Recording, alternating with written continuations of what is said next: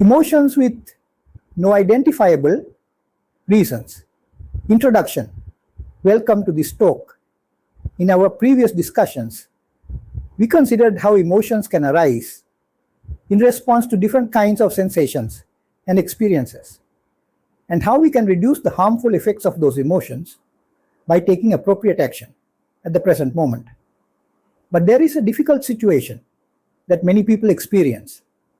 Sometimes we experience anger, fear, sadness, anxiety, or another strong emotion, but we cannot identify any clear reason for it. We may ask ourselves, why am I feeling like this?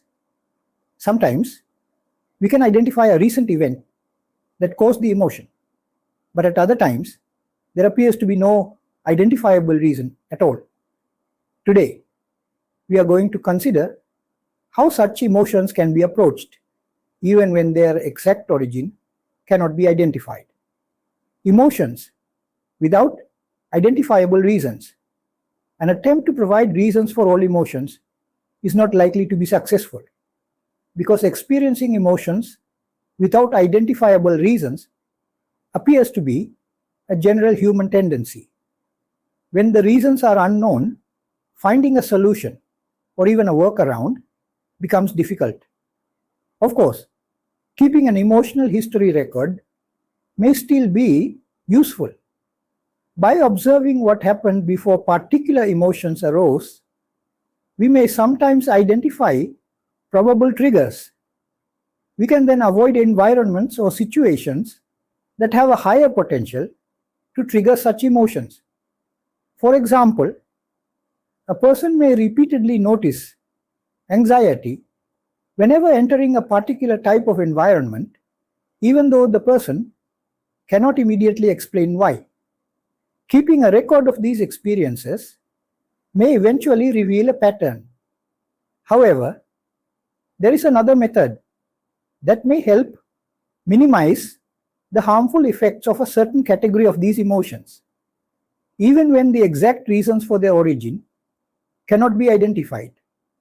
Although the mind-body relationship cannot be verified through physical experiments in every respect, it is clear from our ordinary experience that pain or distress arising from mental processes can also create emotions. Detecting mental pain. It is important to note that meditation on sensations can develop the skill of identifying both positive and negative sensations related to the mind as well. Therefore, detection of mental pain at an early stage becomes possible through this skill. This can operate as a secondary function even when our primary activity is something completely different. For example, while we may be engaged in reading, working, talking to someone, or even performing an ordinary daily activity, the mind may begin to follow a particular path. During that process, mental pain may arise, and this mental pain can in turn generate emotions.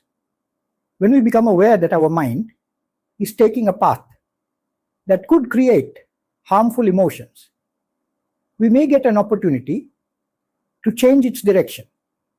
This is important because the earlier we recognize the process, the easier it may be to intervene. The mind as a receiver of inputs.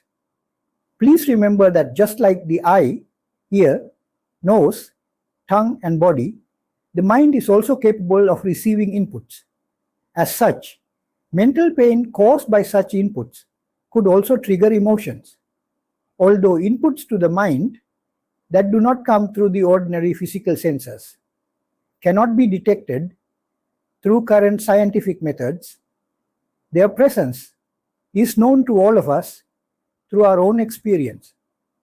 Obviously, some of these mental inputs are derived from information received through other sense doors or from combinations of several such inputs that have taken place inside the brain. For example, a particular sound, smell, photograph, or word may bring back an unpleasant memory. The physical stimulus is received through one of the senses, but the emotional reaction may arise from the mental processing that follows. Possible sources beyond physical experience. A reasonable percentage of the world's population believes that the mind had some form of existence before this life and that it possesses its own memory. Similarly, some people believe that communication from one mind to another is possible. If the mind is capable of receiving inputs from non-physical sources, the exact reason that led to a particular mental pain may not be predictable from the physical experiences of a person and his or her developmental history alone. This is an area where different people hold very different beliefs.